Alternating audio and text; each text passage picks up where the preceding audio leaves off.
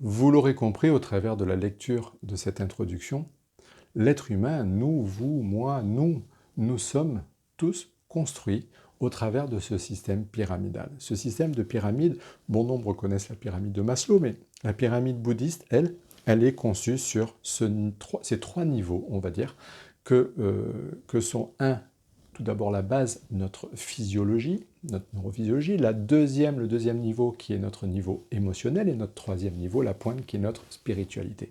Comme je dis souvent, la spiritualité, ce n'est pas l'aspect religieux dont je parle, c'est vraiment de l'aspect de spiritualité intrinsèque. C'est-à-dire, comme le dit le Dalai Lama, la véritable spiritualité, c'est la notion d'amour. Sauf que pour pouvoir être dans cet amour, dans cette spiritualité, l'amour de tout, l'amour de l'univers, l'amour de ce qui nous entoure, l'amour des autres, il faut déjà apprendre à être dans l'amour de soi-même. Et l'amour de soi-même, c'est la conscience de ces schémas émotionnels, c'est se respecter émotionnellement, c'est faire en sorte de ne pas se laisser envahir. On le sait, 95%, 95% de notre vie, au minimum, est basée et se crée au travers de nos schémas émotionnels.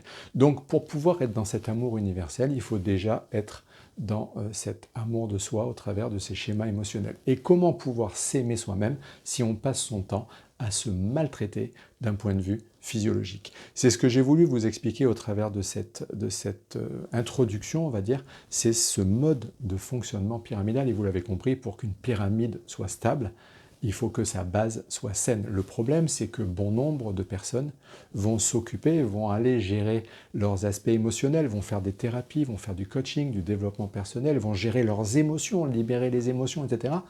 Mais en ne tenant pas compte du parent pauvre, qui est la physiologie, et se maltraitent physiologiquement au travers de leur alimentation, de leur respiration, de leur posture.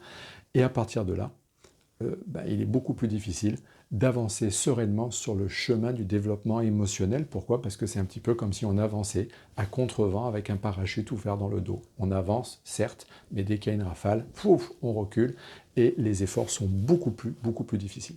Si je devais comparer métaphoriquement, j'adore les métaphores, si je devais comparer métaphoriquement cette pyramide et cette introduction, on va dire, à la vie, ou à quelque chose de concret, imaginez un championnat du monde de Formule 1 avec la pyramide. La pointe, l'extrémité, la spiritualité, c'est la victoire du championnat, c'est-à-dire je suis champion du monde ou pas. C'est le championnat du monde de Formule 1. L'émotionnel, qui est au milieu, c'est le pilote.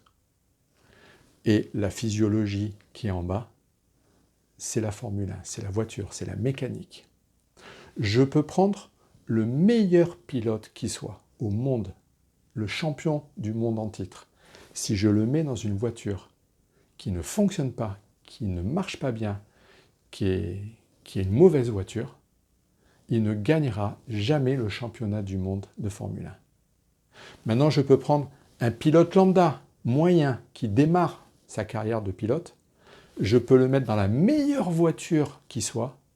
Il ne gagnera jamais le championnat du monde de Formule 1. Pour gagner le championnat du monde de Formule 1, il faut qu'il y ait le meilleur pilote, donc le meilleur émotionnel qui soit, dans la meilleure machine qui soit, c'est-à-dire la meilleure physiologie possible.